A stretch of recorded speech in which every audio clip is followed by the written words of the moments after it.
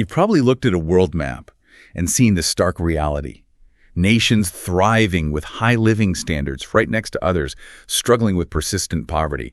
It's a fundamental question that makes you wonder, doesn't it? Absolutely. Why such vast differences? Is it, I don't know, geography, culture, or something else entirely? It's a huge question, one that thinkers have grappled with for centuries, really.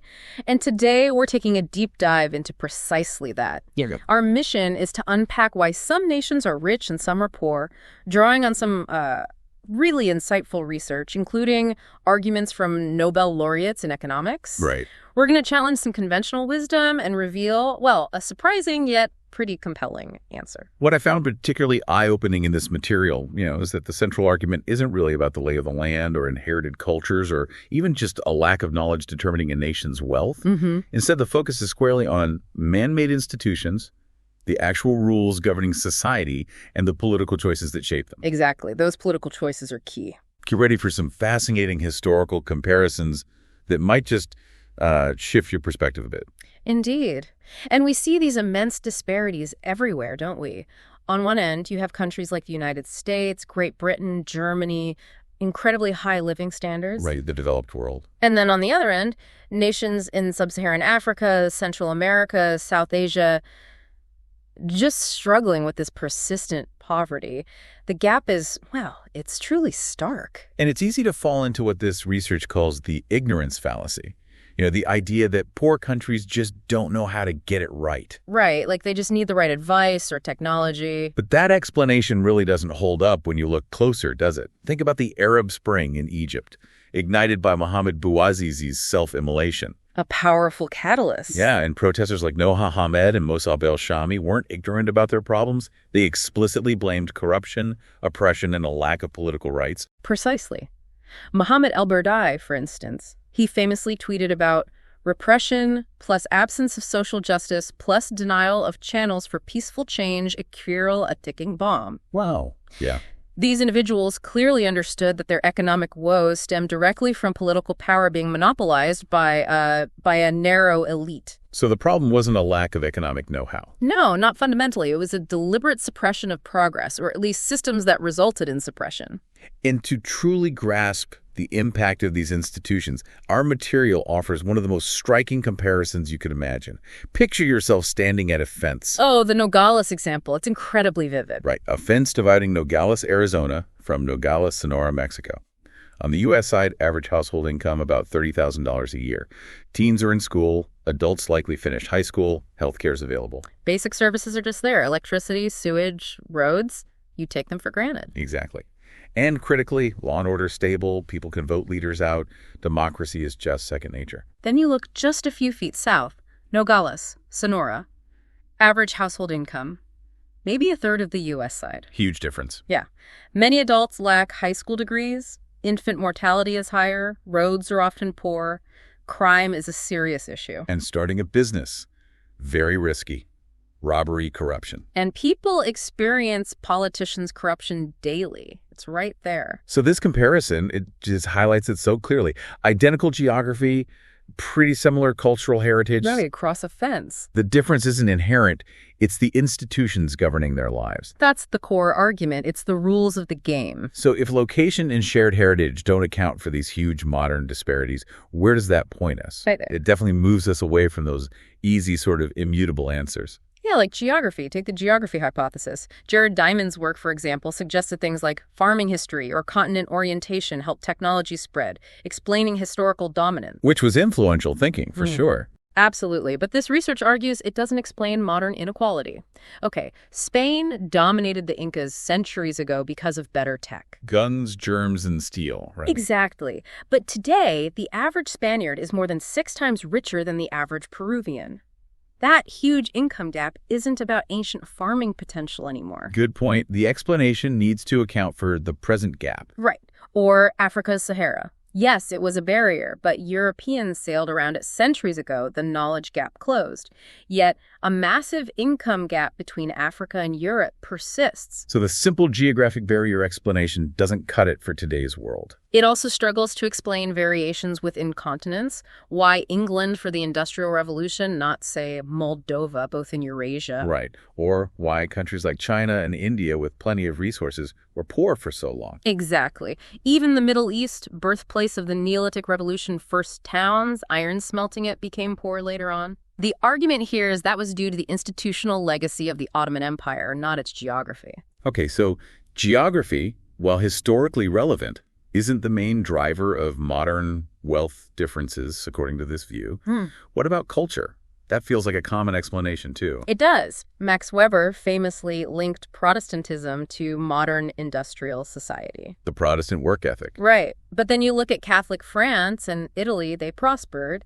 And East Asian successes like South Korea, Japan, nothing to do with Christianity. So that specific linkage seems weak. And what becomes clearer from this material is that differences you might observe, like trust levels between Nogales, Arizona and Nogales, Sonora, or between North and South Korea, they look more like outcomes of different institutional paths, not the inherent cultural causes. So the institutions shape the culture, not the other way around necessarily. That's the argument. African trust issues, for example, are seen as a consequence of a long, terrible history of undermined human and property rights, like the slave trade. Right. Centuries of extraction would erode trust. Precisely.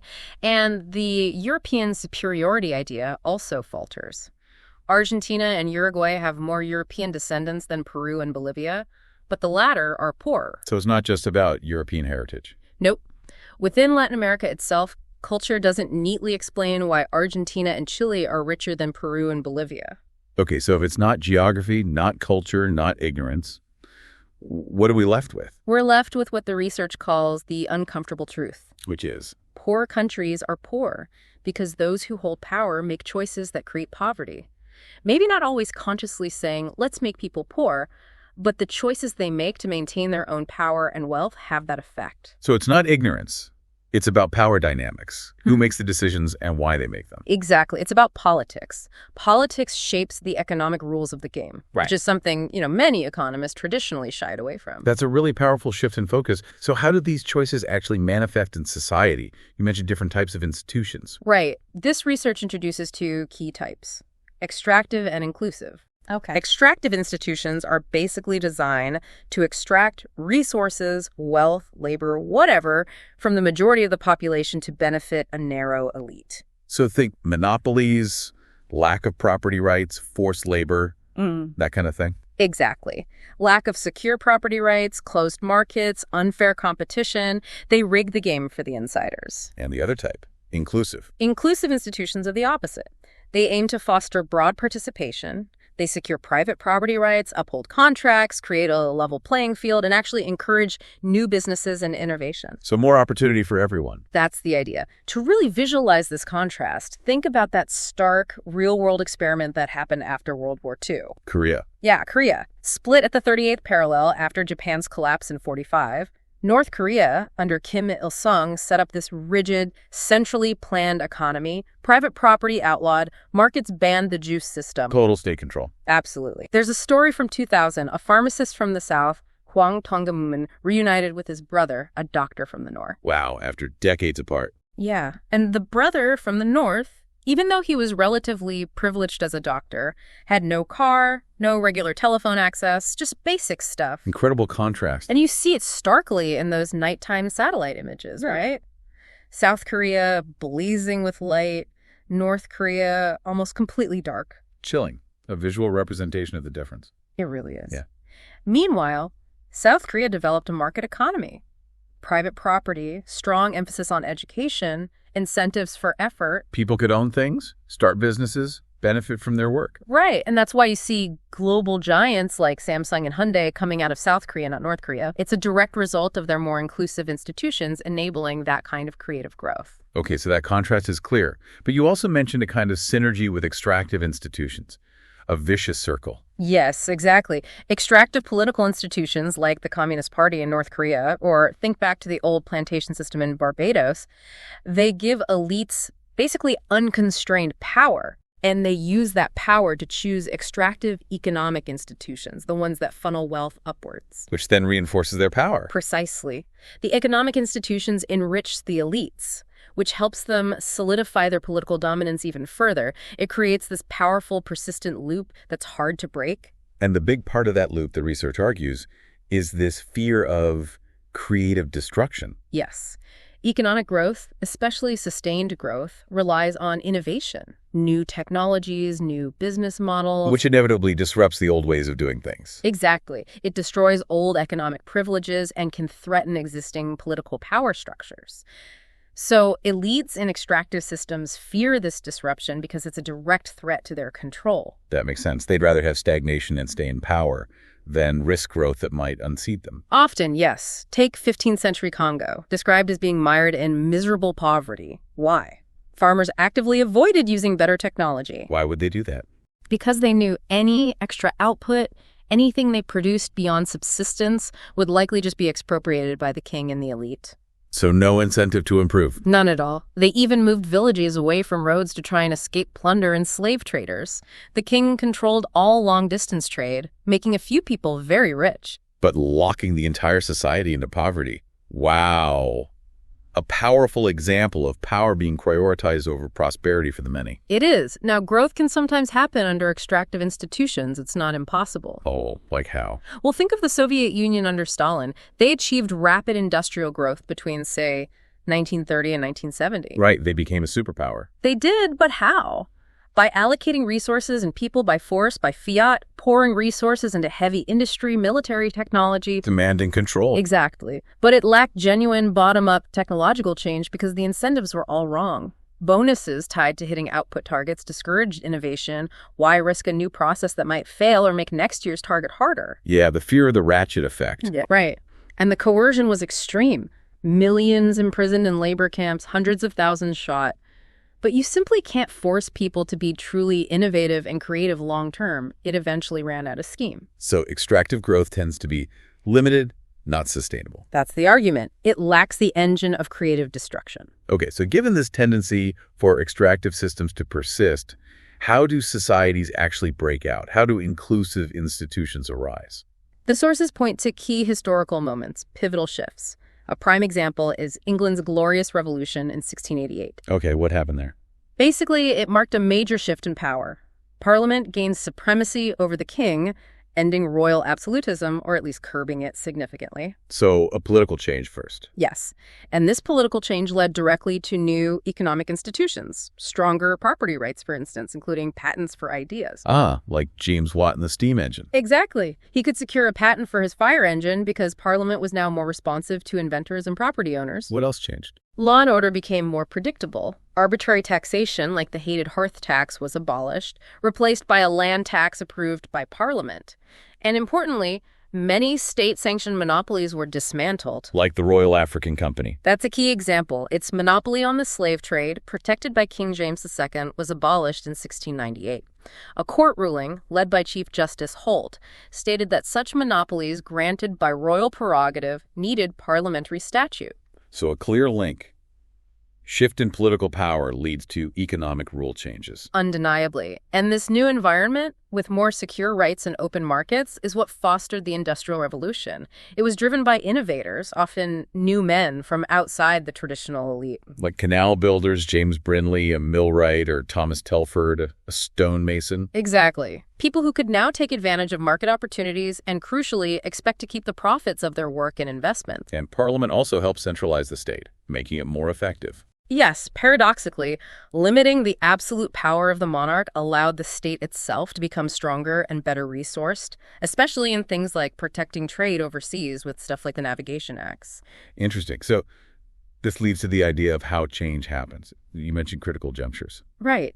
Critical junctures are these major events, wars, revolutions, plagues, discoveries that disrupt the existing political and economic balance in a society.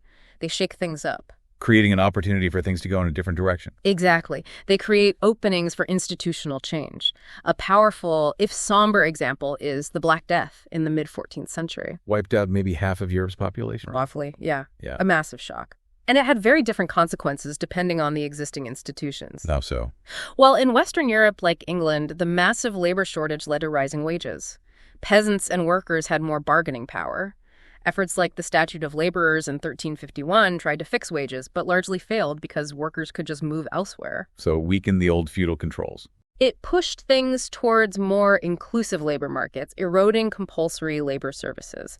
But in Eastern Europe, places like Hungary, Poland, parts of Germany, where landlords were perhaps stronger initially. It went the other way. Yes. Landlords actually intensified their control over the scarce labor. This led to what historians call the second serfdom. Forced unpaid labor increased significantly. Wow. Same plague, opposite institutional outcome. Exactly. In Cochin, Poland, for instance, unpaid forced labor went from basically zero to nearly half the peasants' time by 1600. In Mecklenburg, Germany, it went from a few days a week to 3 days. This divergence set these regions on very different institutional paths for centuries. That really illustrates path dependence, how small differences at a critical juncture can lead to vastly different long-term outcomes. Absolutely. And the colonization of the Americas in the 16th and 17th centuries provides another massive critical juncture with hugely divergent paths. Okay, let's unpack that. Spanish colonialism first. Right. When the Spanish conquistadors arrived in Latin America, they found areas like Mexico and Peru that were already densely populated, with existing centralized and quite extractive states, the Aztec, Inca, Maya empires. So they didn't have to build extractive systems from scratch. Not really. They basically just took over the existing systems of forced labor, the encomienda, the mita in Peru for mining silver in Potosi, the repartimiento, the Trajan for carrying goods. They adapted these pre-existing extractive mechanisms for their own benefit, primarily resource extraction like silver and gold. And this created those vicious spirals you mentioned earlier. Yes, it set in motion these deeply entrenched extractive institutions, forced labor, land concentration, political control by a small elite that have proven incredibly persistent, lasting for centuries, right up to today in many ways. The example you gave about Guatemala was striking. Yeah, finance and development ministers in 1993 being direct descendants of 16th century conquistadors whose families had held power since 1531. It shows the incredible longevity of these power structures built on extraction. Okay, now contrast that with English colonialism in North America. A very different starting point. Areas like Virginia were sparsely populated around 1500. The sources show really low density, less than 1 person per square kilometer in many areas. So the English couldn't just take over an existing system of mass forced labor. No. As Captain John Smith famously noted, there was no gold or precious metals, and crucially, the indigenous people could not be forced to work or provide food. They were too dispersed, knew the land better, and could resist or retreat. And the settlers themselves. They also had options the elites didn't like. They could run away, try to live with Native American groups, or just head to the frontier beyond the Virginia Company's control. Coercion was much harder. So the company had to offer incentives instead. Exactly. They were forced to offer things like the headright system, 50 acres of land for each male settler brought over just to attract people. And crucially, in 1619, they established the General Assembly. The beginning of democracy in the U.S., effectively. Pretty much. It wasn't done out of idealism, but out of necessity. They needed settler cooperation and consent to survive and maybe turn a profit.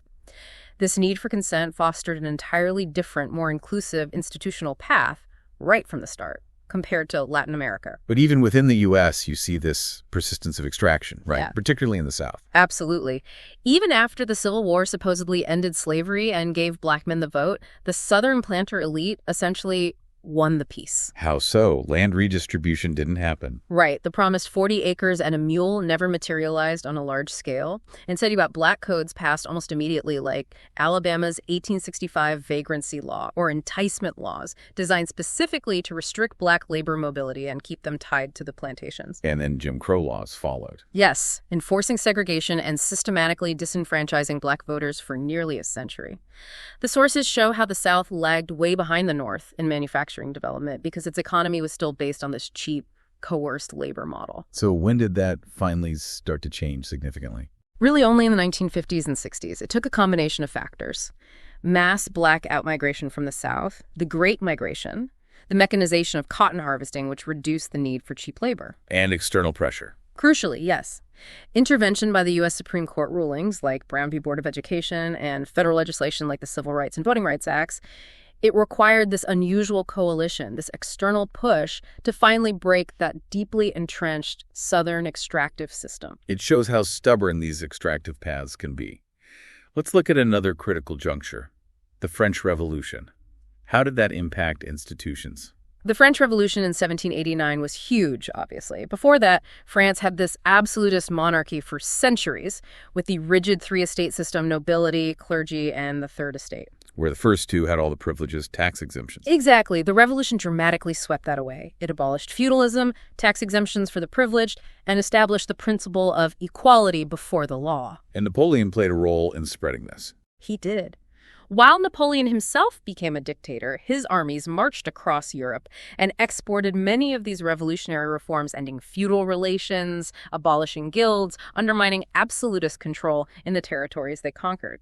So, unintentionally perhaps, paving the way for industrialization elsewhere. That's the argument. Places like Belgium, the Netherlands, Switzerland, parts of Germany, and Italy, the French invasion, by sweeping away old extractive structures, helped create the conditions for more inclusive institutions and subsequent economic growth. Interesting how a disruptive event like that can have such widespread, albeit complex, consequences. What about outside Europe? Japan's Meiji Restoration. Another fascinating case from 1868. Japan, under the Tokugawa shogunate, was absolutist, yes, but perhaps not as completely centralized as, say, China at the time. Some domains, like Satsuma, had a degree of autonomy. Okay. Then came the shock of Western military power. Commodore Perry's U.S. warships sailing into Tokyo Bay in 1853 was a huge wake-up call. Right, the black ships, they realized they were vulnerable. Terribly vulnerable. And a group of reform-minded leaders, particularly from those semi-autonomous domains like Satsuma figures like Ubo Toshimichi, Sakamoto Ryuma, they pushed for radical institutional change. What did they propose? They advocated overthrowing the shogun, restoring power nominally to the emperor, but crucially establishing new institutions. Legislative bodies, a modern legal code, abolishing feudalism. A political revolution leading to economic change. Exactly. This Meiji Restoration fundamentally reformed Japan's institutions towards inclusivity, ending the samurai class privileges, opening up the economy, investing in education. And this political transformation unleashed rapid economic growth and industrialization. So these are examples of breaking the mold, creating that virtuous circle where inclusive political institutions support inclusive economic ones and vice versa. Right. And there are more modern examples, too. Consider Botswana. Okay. Often cited as an African success story. Well, its history was a bit different. It largely avoided direct, intensive British colonization. And crucially, leaders managed to fend off Cecil Rhodes and his company trying to grab their land. So less disruption of existing structures. And the existing structures among the dominant Swana tribes were actually relatively pluralistic for the time. They had institutions like the Agatla, basically a public assembly where adult males could debate issues and even criticize or overrule chiefs. So a foundation of accountability already existed. A foundation, yes. Then, post-independence leaders, particularly Seretse Khama, made some really smart choices. Critically, they vested ownership of subsoil mineral rights, the diamonds in the nation, not in tribes or elites. Unlike Sierra Leone's blood diamonds, where the wealth was captured by factions. Precisely. Botswana's diamond wealth was used for national development, building infrastructure, education. They also further centralized the state, effectively and actively promoted national unity, making Setswana and English official languages to suppress potential ethnic divisions. So, good leadership building on a relatively favorable institutional starting point at a critical juncture independence. That seems to be the story there. And Brazil offers another, maybe more complex example of moving towards inclusivity. How so? It had a long history of extraction and military rule. It did. But starting in the 1970s, even under military rule, social movements and organized labor started gaining strength. The Workers' Party, led by Luiz Inácio Lula da Silva Lula, managed to build a very broad coalition. Across different groups in society. Yes. And despite losing several elections, they persisted, and Lula eventually became president in 2002.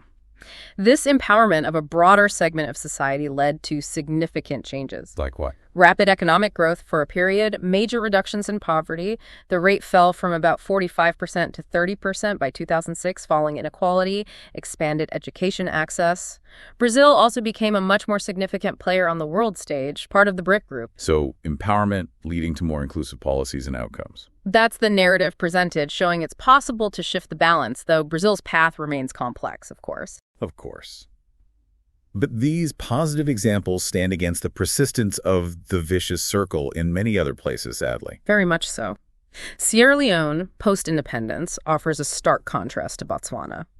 President Siaka Stevens, in power from 1967, seemed laser-focused on consolidating his own power, not on national development. What did he do? One really blatant example.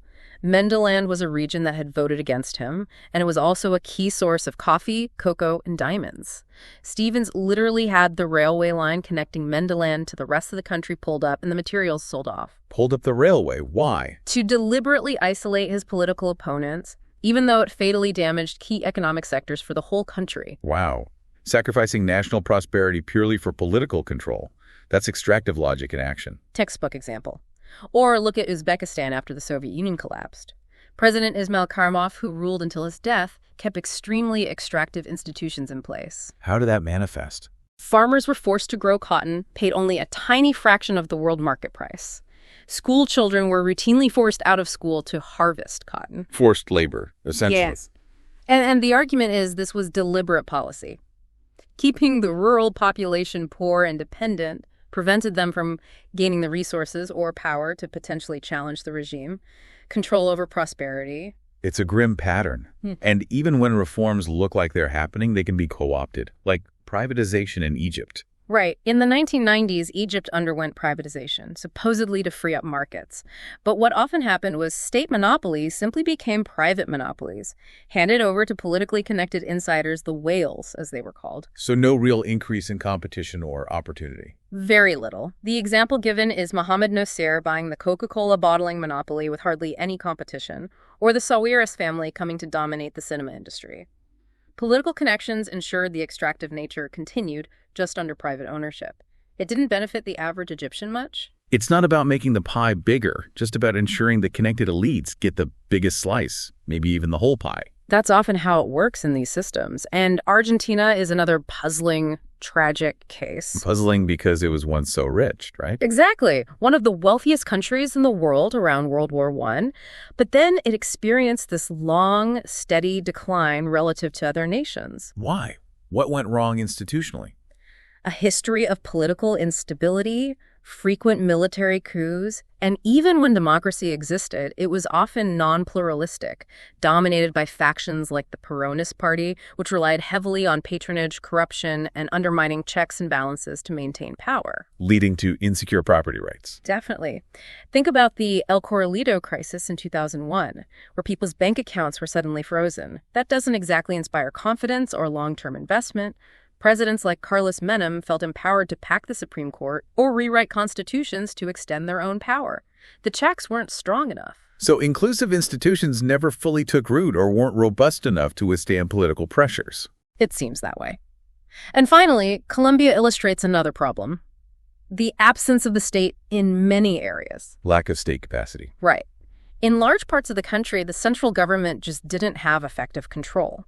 This allowed paramilitary groups like the AUC to essentially take over. Acting like local warlords. Pretty much. Displacing populations, controlling local governments, levying their own taxes, engaging in illicit economies. This fragmented elite, often fighting amongst themselves, completely destroyed economic incentives and decimated public services in those regions. So it's not just about bad institutions, but sometimes the lack of effective, centralized, inclusive institutions that allows extraction and chaos to flourish. Exactly. You need a state that is strong enough to enforce rules and provide services, but also constrained enough by inclusive political institutions that it doesn't become the primary extractor itself. It's a difficult balance. Okay, so let's try to recap this deep dive. We've explored how institutions, these human-made rules of the game, are argued to be the deepest drivers of national prosperity and poverty. Right. Much more so than geography or culture, at least in explaining persistent differences today.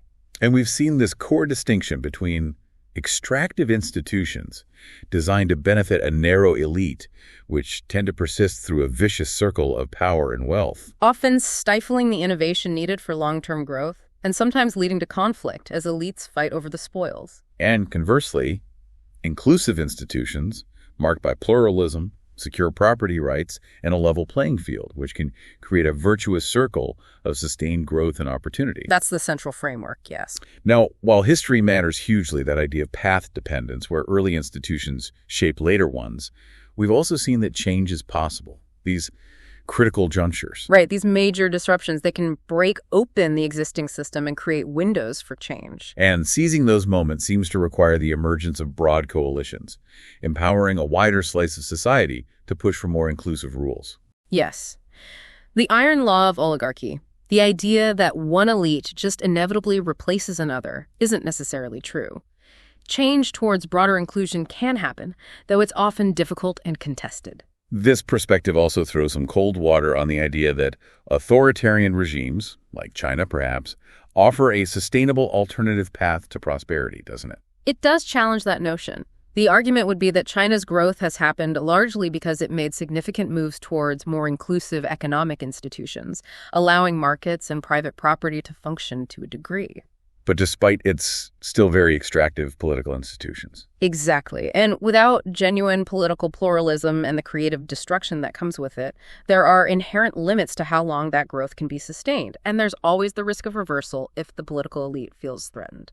It also implies that simply giving foreign aid or technical advice to poor countries often misses the mark. Right, because it usually doesn't address the fundamental political problem, the underlying extractive institutions that are generating poverty in the first place. You can't easily engineer prosperity from the outside if the internal power dynamics aren't changing.